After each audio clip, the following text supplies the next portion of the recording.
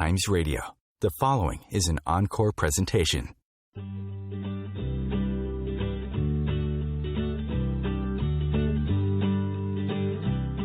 Welcome to Joy of Business with host Simone Milasas, a dynamic business leader with a difference.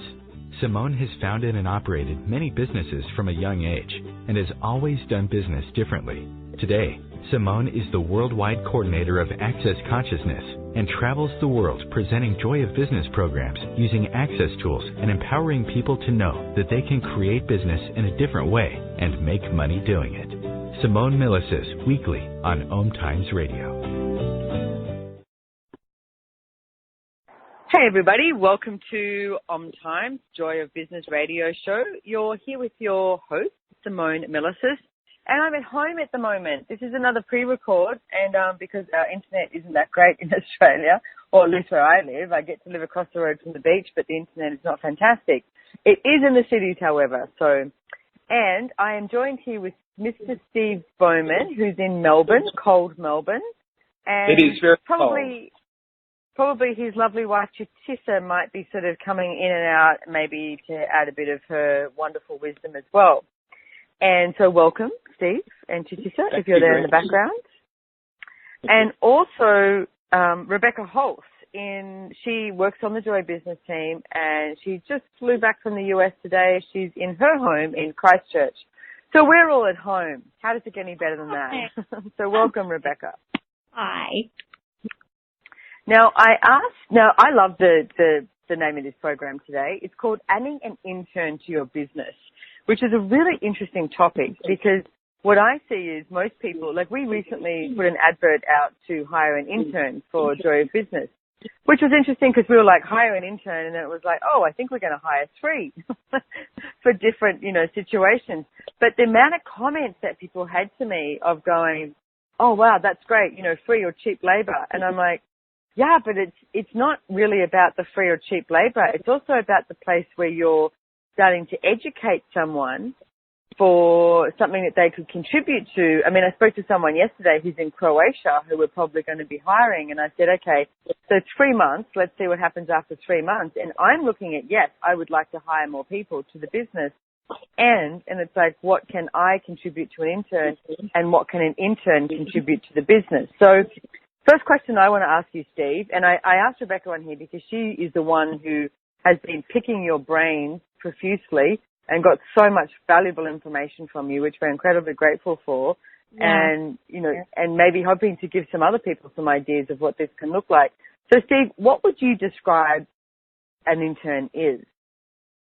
Well, one of the things that we looked at, Simone and Rebecca, is when we were looking to what are the possibilities of our business, one of the things that came up was this notion of, well, what if we could actually look at someone who might come in for 2 or 3 months and just learn something about the business? And that led us to the notion of intern. Now, the thing with intern, and you described it very beautifully there, Simone, there, is that the whole purpose of having an intern is that they learn stuff that they wouldn't otherwise get to learn in a business or a work environment. So it's definitely not about cheap labour. In fact, we pay our interns because that's how we've chosen to do it. Many people don't, and you certainly don't have to, but we also wanted to, to change that around a little bit as well too. So what we did is we actually put an advertisement out on an online program, and we asked for both an intern for a marketing assistant position and also a marketing assistant. So we actually did the 2 things. And what we found from that is that we had many replies to the internship, and we had many replies to the marketing assistant position. And what was interesting is coming from that is that we attracted both university students and also those that had just finished university. When we met up, we only interviewed 2, and when we met up with them, one of the things I was at pains to go over was that this is a 2-way street. We actually want to teach you some stuff. We want to give you the benefit of our experience in the workforce, so that even if you choose not to stay with us, you're going away a better person. You're going away with knowledge. Which is really funny because, I mean, I know this show is actually airing on the 21st of September, so it's after the class that we're having that we're flying down to next week for benevolent capitalism. And that really strikes me as, but this is something that we're looking at as sort of like a movement as well, as being the benevolent leader. And to me, the energy of what you're talking about hiring an intern is very much coming from the benevolent leader. It's like the willingness to, like you said, it's a two-way street. It's like contribution doesn't just go one way. And it's not using people. It's actually contributing to the greater, I don't know, I want to say the greater good of of the business world or something. Well, if the short period, for the 3 months that they've been interned with us, and there's another part of the story I'll tell you in a minute, but for the 3 months that they've been interns with us, if they go away and can contribute in ways that they'd never thought possible before to wherever they choose to go, wherever they choose to be, whoever they choose to be, we've pretty much done our job. Because then what they're going away with different insights, different skills, different knowledge, and they walk taller. Yeah. So what was the initial reason why you hired interns?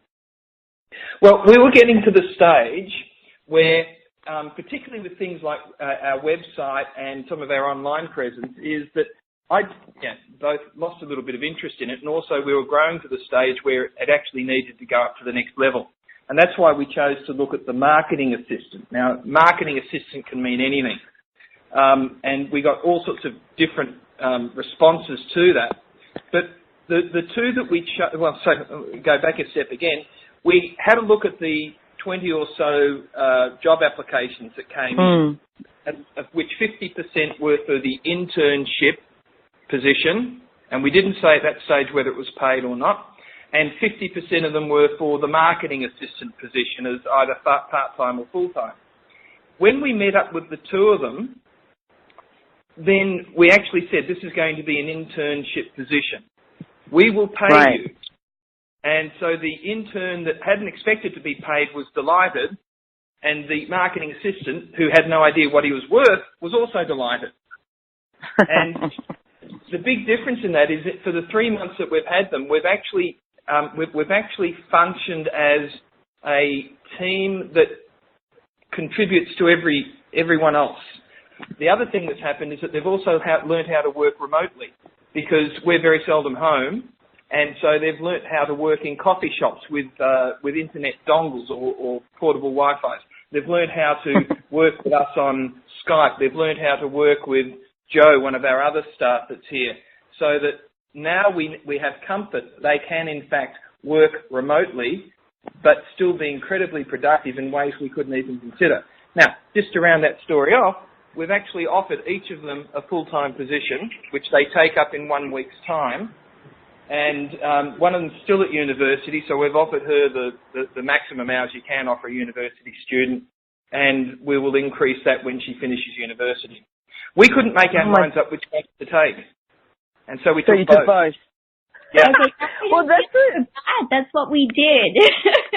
Yeah, that's what Rebecca and I did. When we looked at everything, we went, oh, we could do with, because we've got Joy Business and all these languages in Europe, we were like, we could do with someone in Europe who could be like the language coordinator, and then we could do with someone in social media, and then we need someone who does ghostwriting. And so we actually came up with a lot of this stuff. But the thing that I get too is like, when we looked at it, like we had over 100 applicants within 24 hours, and it was like, including you, Steve.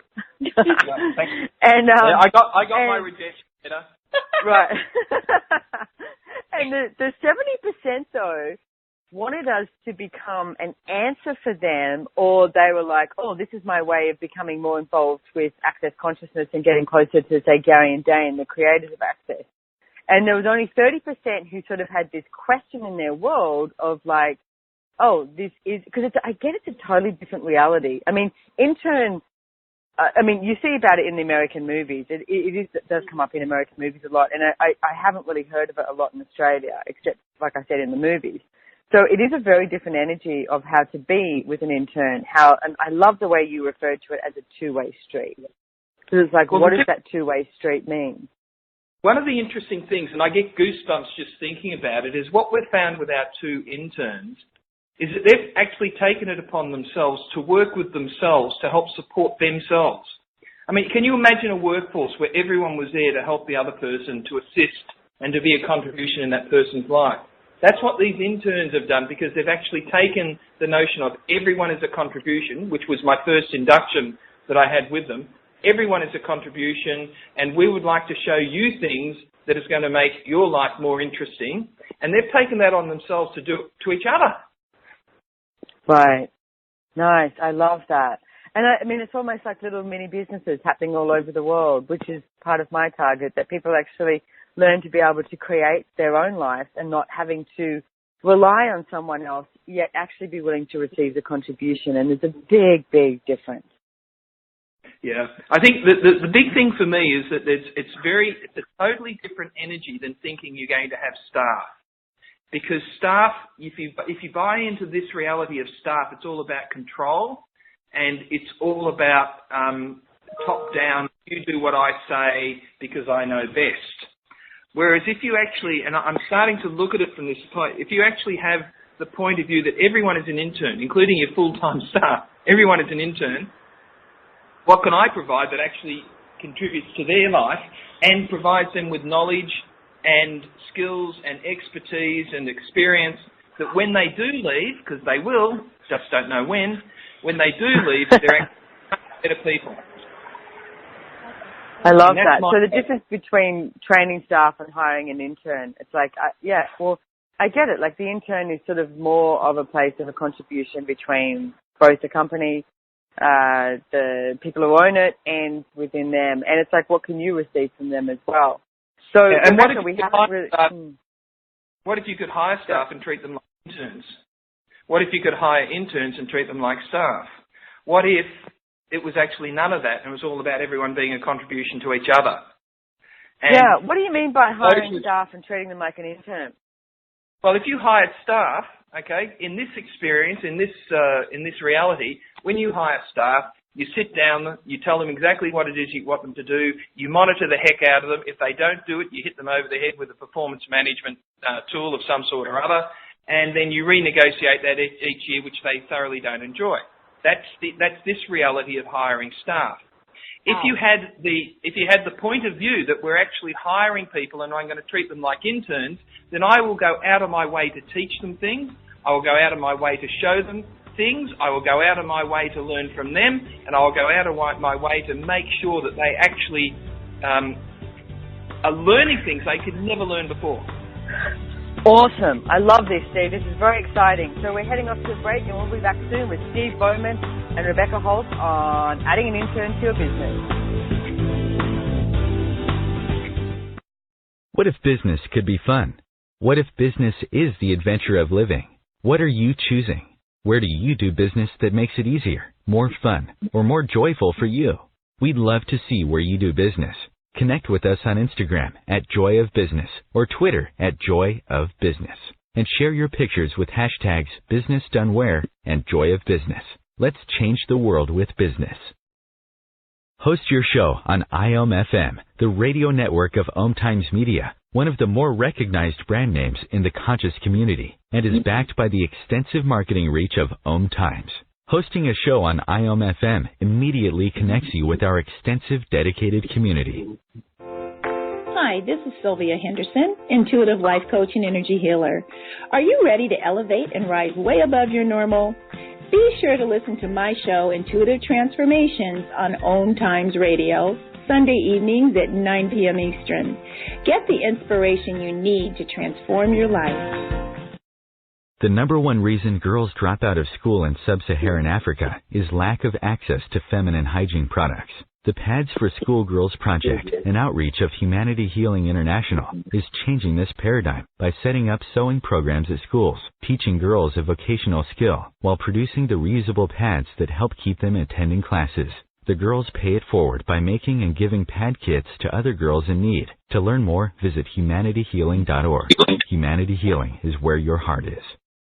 The cutting edge of conscious radio, OMTimes Radio, IOM-FM.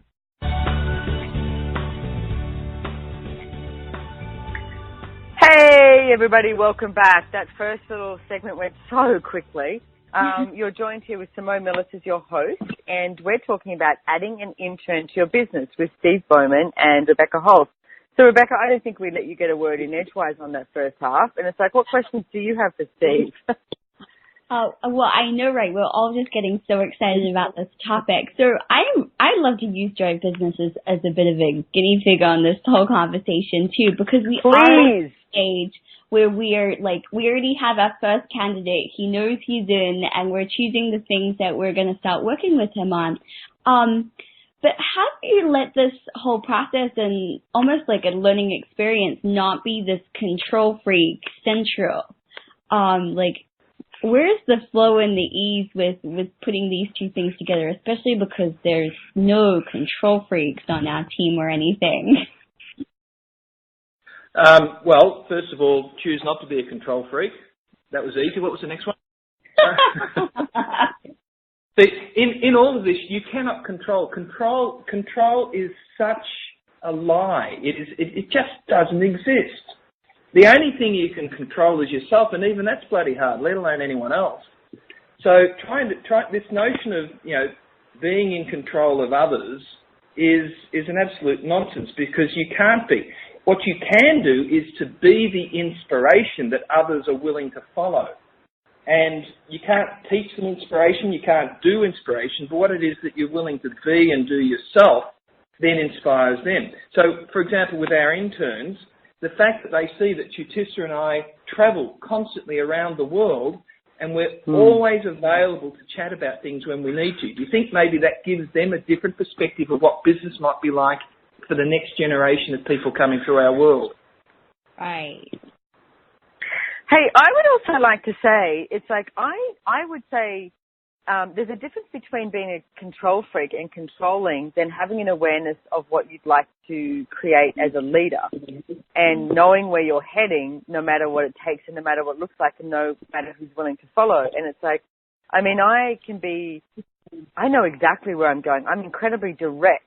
And it's like, but I'll also, thank God for Gary Douglas and the tools of access consciousness. And it's like, I'm also willing to allow people to stuff up in what they do, which I think is a main part of what you've got to be willing to do with an intern as well. It's like, when you're hiring them, it's like allow them to have the awareness of what they create. What if you hired people for their awareness and not for what you dictate to them? It's not a dictatorship. And it's like, Rebecca, it's like you have great managerial skills and you know what you'd like to create.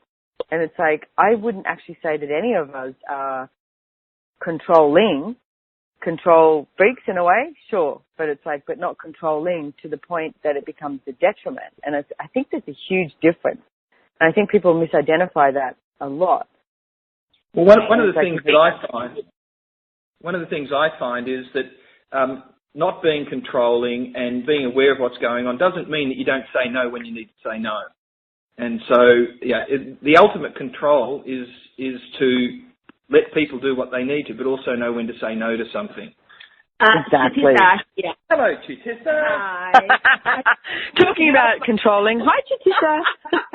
Hi, I'm just trying to be nice and quiet, but I can't help myself. Good. I think for us, it is crucial to know what it is that we would like to have for them to achieve. Otherwise, they're going to be open and not able to do anything. So we have to be able to give them guidance about what it is that we'd like for them to achieve at the end of the 3 months. So they know that they can actually achieve something. If you don't have that for them, then they feel a bit lost. Can I give you maybe some guidance to our listeners on this one? Because this is what I sat down and wrote. And Rebecca, I sent you a copy of this as well too. But in essence, when we sat down with each of the interns for the first hour or so, I went through the agreement that we had with them. It's not a contract, we call it an agreement because we agree, okay? And the first heading is reason for the arrangement. And I've said there, the purpose of the internship is to give you work experience and to help with the ordinary operation of our business. It is our aim to provide you with experiences and training that assist in developing your career. And then we go through and talk about some of the details of that. But one of my other headings is what you will learn in this next 3 months, and this is my contract with you. This is what we will teach you. What we require from you is the next heading, and we put down the things. Your specific responsibilities, mentored by Stephen and Chutisa, which is us. So we actually say the specific things we want. And then we go on and say, look, we value all of our interns and we'll go the extra mile to make sure you receive a learning experience. So this is all put on paper for them. I think, and that sounds a little bit more form and structure because these people are at universities, which require them to take this to show their university that they are getting internship from us. So maybe you don't need that much form and structure if the people are not from universities. Except that it can be quite useful when you are not quite sure how it's going to pan out. So at least you put plan A down. What we then did is 2 months into it, we sat down and reviewed the specific responsibilities, and we took out ones that didn't make any sense anymore. We put in new ones, so at least it was an agreed objective of the sorts of things that we were after. How they did it was what made them so special as interns. What needed to be done. What needed to be done was what we put down on paper. I love this. This is great timing. I think we planned this, that it's like in time for us, like, you know, talking to our interns. I love that how they did it. Now, Steve, you just also sent me 2 websites that your interns have created, and I checked them out. One of them in particular I thought was fabulous. It's like, they're both great, but it's like one really grabs my attention, and it's like, so what did you do with that? Did you just sort of give them like the target, the awareness of what you'd like to create with the website and then go for it? Or did you have a lot to do with the way it was set up and looked or? Yes and no to both of those. So we had 2 websites. What we did is we've now split our advisory business with boards and CEOs around the world. We've split it into the advisory service and the products. One website is about the advisory services, strategy, risk, leadership, governance, and so on, and all the things that we do in there. And the other website is about the products that we've got. And we made it very clear that they had to be linked to each other, but also quite separate businesses in their own right. And that was the briefing I gave them. And then we helped them set up the initial template. And because, look, anyone who's over 15 years of age and under 40 is actually really tech savvy. So we just said, look, we'll support you. Yeah, we've got a bit of experience in this, but you go ahead. They've done stuff that I didn't even know was possible. And this is where they've actually worked with each other as well too, because one of them is very good on graphics and the technical side. The other one is really good at wordsmithing and putting the product stuff together. So we actually chose those that suited the energy of those businesses, which is what they've now created. Okay, so let me just tell people so they can check this out as well, because I know when I hear something like this, I'm always like, show me, I want to know what that is. So the one that I fell in love with straight away, and I thought, to me personally, just appealed so much to me, was the consciousgovernance.com. So if you want to check that out, consciousgovernance.com, I mean, it's got a great lot of information in it as well. And the second one that you got done was strategicawarenessessentials.com. Okay, so strategicawarenessessentials.com. And then the consciousgovernance.com. To me, the way that was presented was just brilliant. And I also looked at it and went, oh my God, you guys have just increased your business like so much by having these 2 websites available. And they were both ways to create more people signing up to know more about what you guys do and be and are and about your products. I was like, that's like an instantaneous, revenue stream created by your interns. And it's like, but I get the energy that you don't use them as like what, so I can't tell you how many people have said, oh, cheap labor. And I'm like, no, it's not. I mean, we're paying our interns too. We're not paying them as much as I would pay someone that I hired like as a regular staff member, but we are paying them. And it's like, and with the process of like, hey, after 3 months, let's have a look at this. Are you happy? Are we happy? Do we wish to actually create something together? Or do you just wish to go on your merry way and we look at something else? And it's like, it's way bigger than what I had imagined actually. And it's like the contribution, like the energetic contribution that you can be with each other and around the world and what we can create and expand. It's like, I'm totally impressed. Yeah, it's just a great way of looking at the world and being with people, because what we're finding now is that what we've said to the interns is, look, please ask questions, because you're here to learn, not just to do, you're here to learn. And to learn means ask questions, and this is again where some of the access tools come in. And so we've had them actually starting to ask us some questions in areas that aren't directly business related as well too, which is very, very cool. So they're starting to say, well, how do you deal with this sort of situation? Or and this is really unusual for staff to actually ask questions that aren't just process orientated. It's more about a way of being with the world.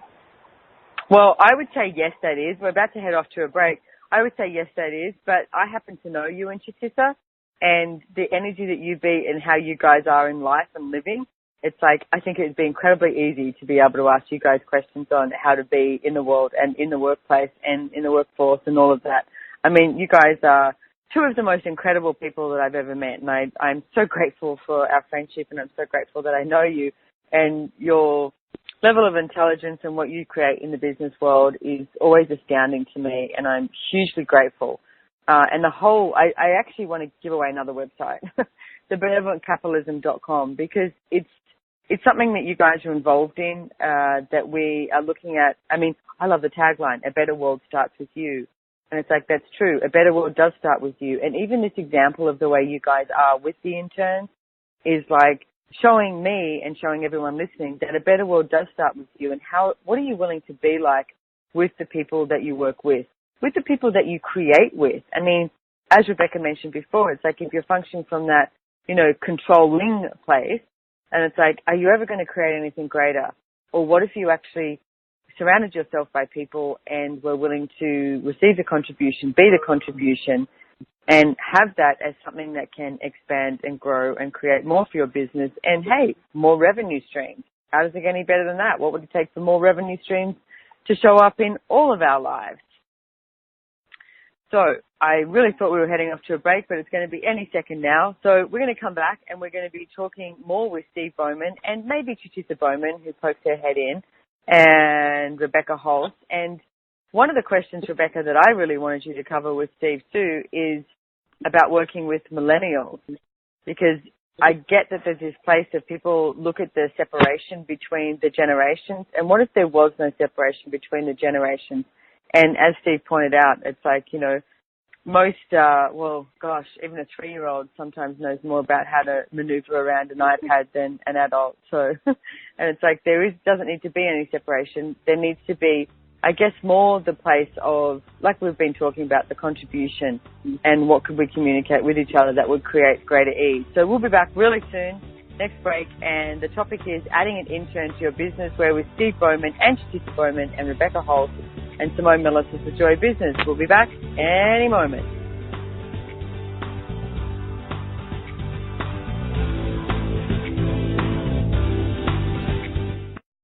Have you ever wondered how to change your love paradigm? The secret key is finding a love partnership, not just a regular connection. How do you find these? Through conscious relationships. Ascending Hearts Dating is a dating site for people like you that believes in second chances and a different type of spiritual connection. Try Ascending Hearts for free today at ascendinghearts.com and change your love paradigm. Ascending Hearts, the premier dating community for the spiritually awake. Radio Namaste leads you down the yellow brick road into portals of consciousness with the blue-collar goddess as your host. Interviews with humans who could be famous or just popular, and answers to everything are on the agenda. Tune into OMTimes Radio and drop in on Thursdays at 3 Eastern. It's a different brand of enlightenment. Host your show on IOM FM, the radio network of OMTimes Media, one of the more recognized brand names in the conscious community, and is backed by the extensive marketing reach of OMTimes. Hosting a show on IOM FM immediately connects you with our extensive dedicated community.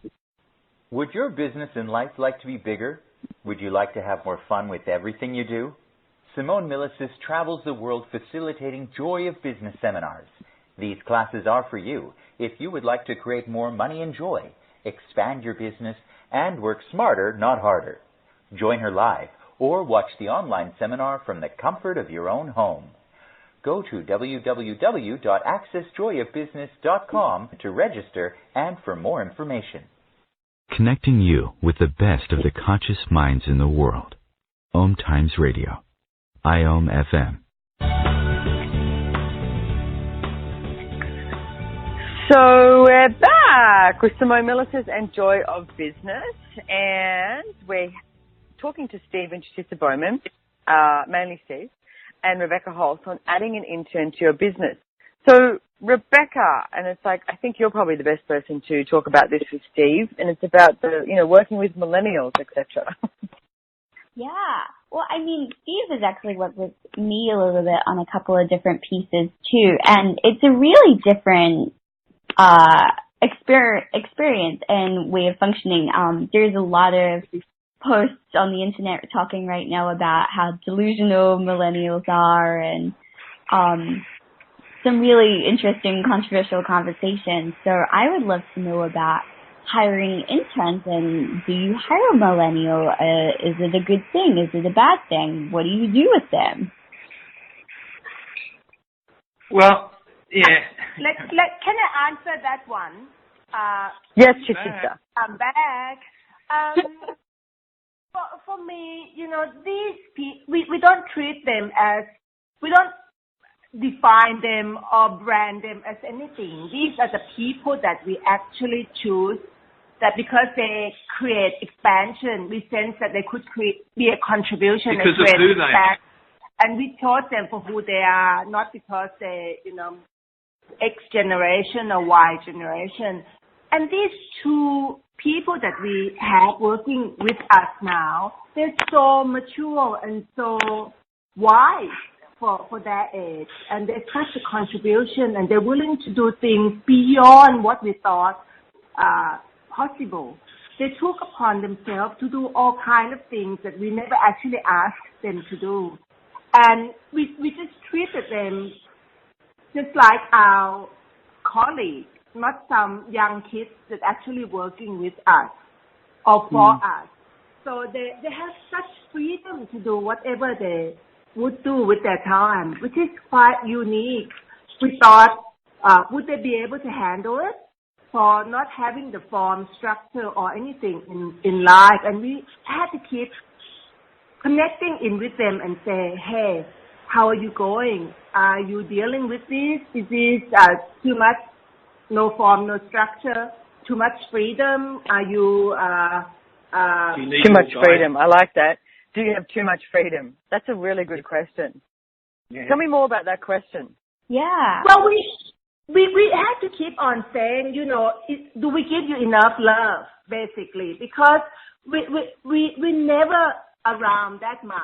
They'd only see us once every 3 weeks, maybe. If we're in town, then they'll see us twice a week, face to face.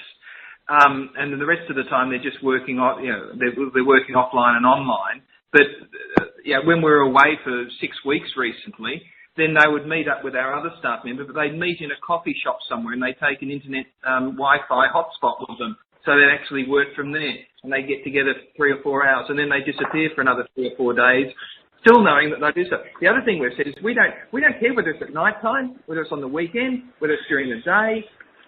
Mate, your life is your work is your life. So as long as the work gets done, and as long as you feel that you're being appreciated and you're actually contributing, then that's what we're after. And they said they love the joy of freedom and the trust we have for them. See, they never actually have someone trust them that much to say, do whatever that would work for you, and you can deliver what's required to be delivered.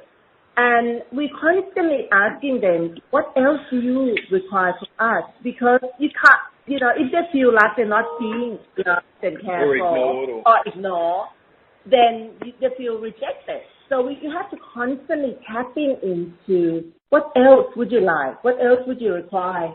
And when we are at home, I constantly buying them cakes and lunches. And I constantly, she twice a month maybe when we're home. Right, okay. So they're not relying on the food you're bringing to survive, put it that way. No, I do eat it real quick. Question. Yeah. Yeah, go ahead, Steve. I was just going to say, this whole notion of the millennials and the Gen Y, Gen X, and that, it's just such a distraction. I mean, one of the things that you said, Rebecca, was really interesting, that people accuse millennials of X, Y, and Z. Well, you've heard that phrase, you can only accuse someone if you've been there and done it yourself. So anyone who's coming out with these theories about what X's and Y's are like and so on, it's just more giving a reflection of what's happening in their life rather than any sort of what's true. So in the end, the way I describe this is that idiots are idiots. It doesn't matter whether they're old or they're young. Okay? Cool, it doesn't matter. I love that. If they're nasty people, they're nasty people. It just doesn't matter. Anything else doesn't matter. It's who they choose to be that matters. Now, what we've found is that we can actually turn to our advantage and our business's advantage, knowing that the younger people are much more likely to be very comfortable working offline or working from remote locations. But what we've found is that they so enjoy coming to the office. How many staff have because that's different. The office. Yeah. I love that because, I mean, come into the office. Yeah, when I grew up, it's like, every job you had was you went to an office. It was like 9 to 5, you went to an office, like for years and years and years. And now, I mean, I'm sitting on my balcony on a couch with a computer on my lap. I've actually got my PJs on and a glass of wine. And it's like, who works like that? I never worked like that for years. But I get that now. It's like, it's almost like a novelty to go into the office. It's like it's a really different reality. If I can just turn this on its head a little bit too, for those of your listeners that work in a corporate where it's typical to come into an office, what if they started looking at their own department and what can be done outside of the office? What if we started to question the traditional way of doing things and say, well, now that we've got the technology, now that we've got the way to actually be in contact, what would it be like if we started to change our business model? Because this is what's holding a lot of businesses back. They're mired in traditional business models, whatever they might be. What if there was no business model? What if you did just what worked with what we have available to us now that we didn't have available 5 years ago? What would that look like? I love it. Yeah, because it's like, what if you actually asked people what would work for them? Would they create more or less if they actually had the ability and the choice to work from home some days? And it's like, and then come into the office. It's like, I love that. And it's like, what if you were willing to destroy and uncreate everything that you've decided business should be and the model it should be, and whether it's in corporate world or a business from home or whatever that is, hiring intern, etc. And it's like, and allowing, more choice to come into it.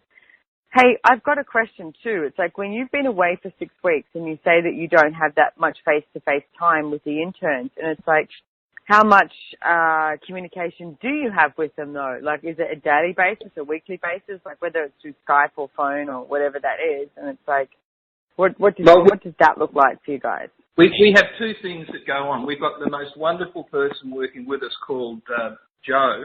Jo.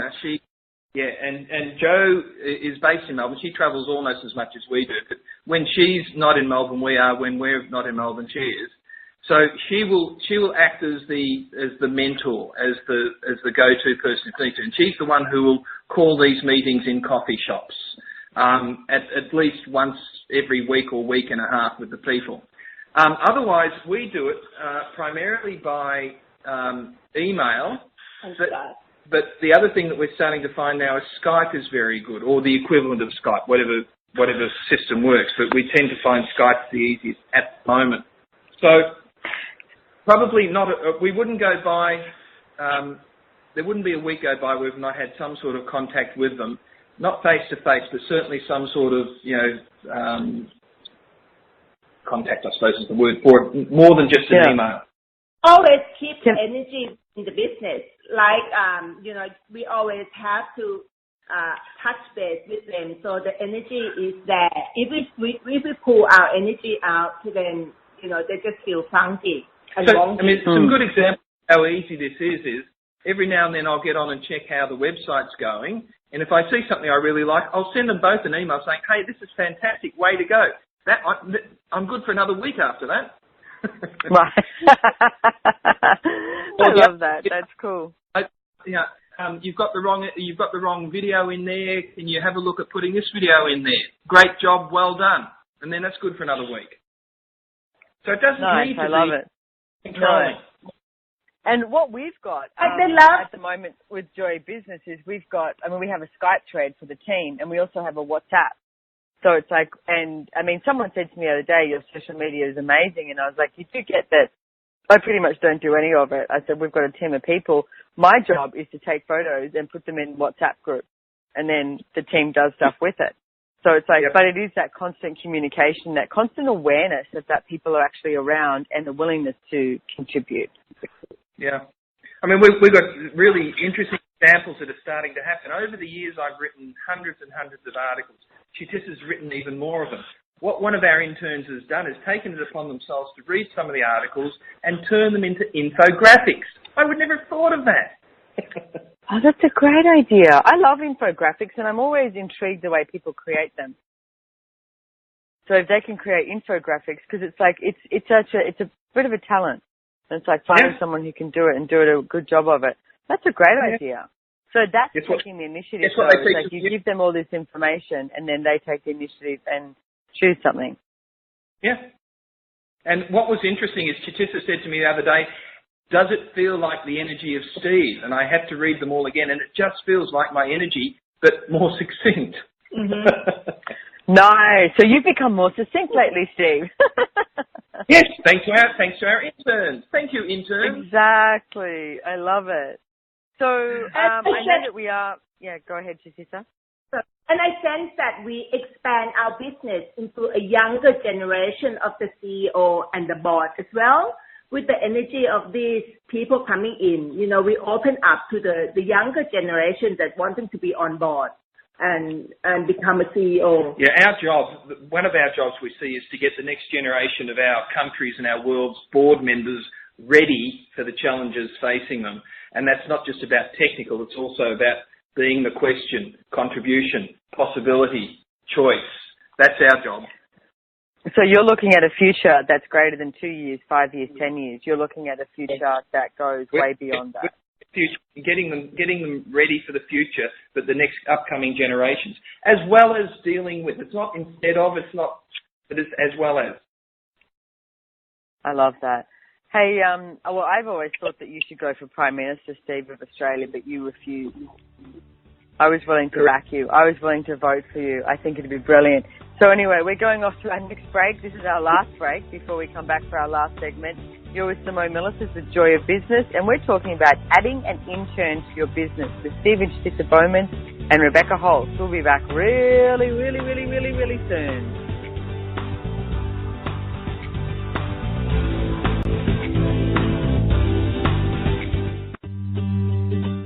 Have you bought into the idea that you have to work hard for your money, that business is hard? I will share some dynamic access consciousness tools to get you out of your own way so you can create a business that actually succeeds. Join me, Simone Milasas, on The Joy of Business at 4 p.m. Mondays Eastern. As difficult as it is to believe, there are places in Africa where human traffickers sell albino children and their body parts for use in magic rituals. Humanity Healing International is actively working in Uganda to change this paradigm. The Albino Rescue Project finds albino children who are at risk and places them in safe schools and environments where they can learn and grow free from fear. To learn more or to sponsor a child, visit humanityhealing.org. Humanity Healing is where your heart is. Are you trying to get from point A to point B and need a little advice? Connect with the counselors at OMTimes Advisors. Whether you're looking for a life coach or a spiritual intuitive, the advisors participating at advisors.omtimes.com were carefully chosen based on their gifts, skills, and professionalism. OMTimes Advisors, connecting you with the best advisors in the business. Join Elliot Jollish, the business therapist, each Tuesday at 5 p.m. Eastern for the Elliot Jollish Hour, as he interviews business experts on your behalf. And you're invited to email your business questions to questions@ecjgroup.com for answers, live, on air every Tuesday at 5 p.m. Eastern on the Elliot Jollish Hour. Your conscious connection to a more mindful world. OMTimes Radio. IOM FM. Hi, everybody. Good afternoon or good morning, wherever you are in the world. So you're joined with Simone Milasas on Joy of Business, and I'm with Steve and Chutisa Bowman and Rebecca Holtz, and we're talking about adding an intern to your business. Now, I've got a couple more questions for you guys, but one thing I just realized when we went to break last time is we're talking about the fact that you've added an intern to your business, we never actually spoke about what is your business, Mr. and Mrs. Bowman. Can you give us a brief synopsis of what your business is? We have 4 businesses at the moment, and we're constantly adding to them. Our first business is a global advisory service for boards and CEOs around the world on strategy, risk, governance, leadership, which is another way of looking at choice, possibility, contribution and question. But we use some of the terminology that they're willing to work with. We've also got an antique jewellery business, and we also have a product business, which is products for boards and CEOs. And we've also got a social venture that we're working with the hill tribes of northern Thailand, a fashion business called the Lux Project. I love that. It's like they're 4 totally different, well, not totally different businesses. I guess there's in integration within them in some way, at least for 2 of them. But I love it that you there's no place in your world that you limit what you can be, have, create and generate. It's like, okay, what else is possible? What other revenue streams are available? So correct. One of the questions, Steve, that I wanted to finish off with basically is how do you use, because some of the things that you've spoken about here too, I see is beyond this reality. And it's like it's not functioning which is interesting because a lot of the topics that you cover, I mean, if you look at the wording, the corporate world, it's like, strategic planning and it's like risk management and everything that this reality says that you have to have. And it's like, but I also see that you play with how that is beyond this reality. So it's like, how would you use this reality to get an intern ready? Well, one of the things that we've done is, and I would suggest this to everyone, if you're not sure, get information. So when we were thinking about getting some interns, the first thing I did was to get onto the government website and find out what their definition of an intern was, so that I became intern ready. Not the interns becoming ready. I got them ready afterwards, but I had to be ready first. So I had to understand what this reality expected. So as a result of that, then I know now what is legally available. It's all there. You just got to read it, and then use some of the words from the various relevant government websites to show that you know what an intern is. And that's where it became very clear that an intern is about they are there to learn. They're not to pick up. They're not cheap labour, and they're not there to do the job that you don't have time to do. So understanding and then putting in place agreements. Now, how would you know what sort of agreement to put in place? Well, just do a Google search for agreements for interns. It's not hard. So you make this reality work for you, but you put into that stuff that actually creates a difference. So in a lot of agreements with interns, for example, it's not specifically specified that you're there to show them different things, that you're there to help their learning experience. So I thought, well, let's put that in there and just make it very, very clear. So what I would always recommend is find out what this reality says about something and then use that to your advantage shamelessly. Okay, tell me more about using it to your advantage shamelessly. Go ahead, Chutisa. Yeah. Well, just go on. Go ahead. Okay, so it's just understanding what's available out there. We work within a system that has legal requirements and accounting requirements. So find out what the legal requirements are. How do you find that out? You just put in Google search legal requirements for interns and find out what that is. It's all sorts of good stuff on there. And then the accounting requirements, then we've got a bookkeeper. And we've said to the bookkeeper, what do we need to put in place to make sure that the internship is in fact a proper intern?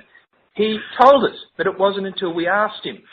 So this is one of the things we find with our professional advisors, and I know you find exactly the same thing, Simone, because we've talked about it, is that they won't tell you anything unless you ask. Your professional advisor will not tell you anything unless you ask them a question. Your job as the client is to ask a lot of questions, because they can't tell you, because they don't know what to tell you until you ask them a question. And this is what we found with our interns. So we talked to our bookkeeper about what do we need to put in place to help with an intern. When we're moving them to full-time position, we've said to our bookkeeper, what do we need to put in place? And he did it. Only because we asked the question, though. And come to the personal aspect of getting the intern ready is that for us, we created the energy and the space of honor and trust. And those are the 2 key things that's working so well for us is we honoring who they truly are and willing to receive and willing to listen all of the things they have suggestion with. So whatever they come up with, we're willing to receive it and work with them on that. So allow them to go and expand more. Like they wanted to go out and interview some of the CEO out there on the court to create a video to promote conscious governance and our product. We didn't actually suggest that. So they came and asked us, so what would it take for them to do that? So the two of them went together to visit the CEO, did the video recording and taping because they sense that we trusted them to represent us and we honor who they are. So I think those are two key factors. If you're going to have the intern, you have to totally trust them and honor who and what they are and what they can contribute to your business. Otherwise, it's not going to work. And the learning for them, because when they came back, I said to them, how was it? Oh, it was great fun. I said, do you realise what these CEOs are? And they said, what do you mean? I said, they're people. And they said, oh, now we get it. Now we understand that it's not about corporates, it's not about structures, it's all about the people. And I said, Vincent is done. And you guys go ahead. The trust also that now the one that we put on full time, we're giving him our house key. So he can come and go. I've got one of your house keys. You're giving it to somebody else? You have our house key, and our interns, not interns anymore, our full-time staff now doesn't have a house key. So he's just as special as me. That's what you're telling me on live radio. It's different special.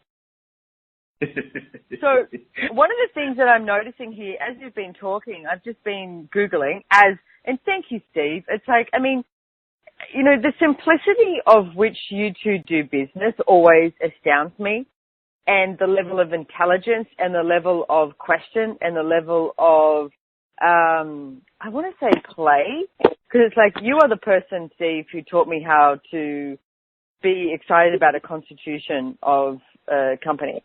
And it's like, that to me, that was one of the most boring things in the world. And when you got me to read a constitution for a company from a different point of view, it changed everything for me. And I'm just Googling here now, and it's like about an intern. And I really do get, I would like, I mean, this radio show's ending really soon. And one of the things I would really like to get is hiring an intern is not about just getting cheap labor.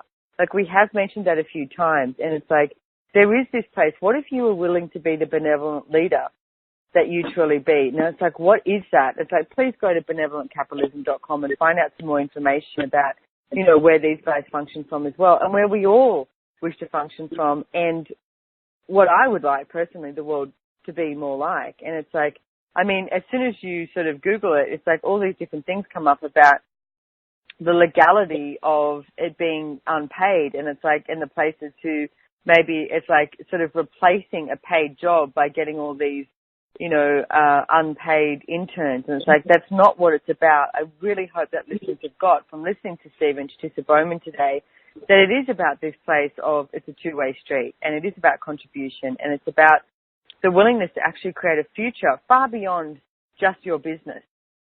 It's like, what if everything that you knew you were willing to impart to somebody else, and it wasn't about competition or somebody taking over, or there's no scarcity in this. There's no lack. This is the place, and this is the energy where I would very much like to see the world functioning from. And it's a place of where you're willing to, like, I mean, you guys said, it's like go the extra mile, and it's like see what you can contribute to somebody else, rather than just be about me. And, you know, what business and what company actually, you know, ends up creating a successful business if you are functioning like that. Most businesses that are successful are more from the place of creating a future that is far greater than just the, you know, the immediate now. So I'm incredibly grateful for you guys coming on. As always, it's like you guys add so much to my life, to my business, and to the world. Is there anything else that you guys would like to sort of finish off with today? I think we've got a couple more minutes to go. I would like to say that if the listener thinking about getting intern because they want cheap labor or free labor, don't do it.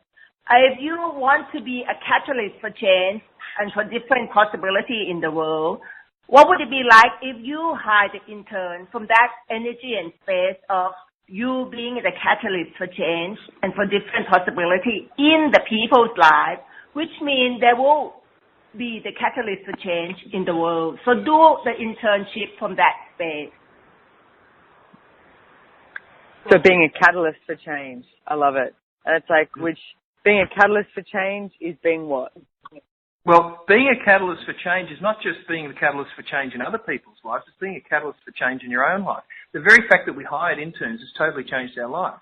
The very fact I know, that I get that. I see it. It's our business. So the catalyst for change has no boundaries to it. It is just a catalyst for change. Which is interesting too, because it's like a lot of people make things about money, and it's like, I mean, one of the things that Dr. Dane here, one of the co-founders of Access Consciousness, has always said, it's like money follows joy. You know, joy doesn't follow money. And it's like people make it about like, oh, if I, you know, once I have money, then I'll be joyful. And it's like, no. And it's like, I have seen your business expand from you guys being willing to be a catalyst for change. Even in this short period of time, like I said, when I looked at these two websites that you guys, like your interns created, I was like, oh my goodness, their business just expanded so much. And it's like, and that's not cognitive, it's not tangible, it's just an energy that ends up being created by you being who you be and being that catalyst for change. So once again, the website that you can visit is consciousgovernance.com. And the other one, Strategic Awareness Essentials.com. There you go. And please visit also benevolentcapitalism.com and find out more about what would it look like if a better world did start with you. It's like, what sort of leader would you be? It's like, what would you be choosing? So thank you so much, Steve.